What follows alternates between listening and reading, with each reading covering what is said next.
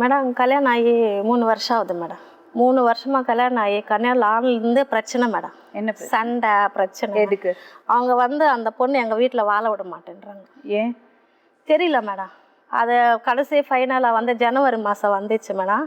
என்னோட பிபி பையனு கூட சண்டை போட்டுக்குன்னு என்னோட 40 பிபி மாத்திரை எடுத்து போட்டுக்கிச்சு மேடம். சரி, ஒரு விஷயம், நீங்க வரதட்சணை வாங்கினீங்களா? இல்லை மேடம். சொன்னாங்க 30,000 கொடுத்தாங்க மேடம். எது 30,000 ரூபாய்? எதுக்கு?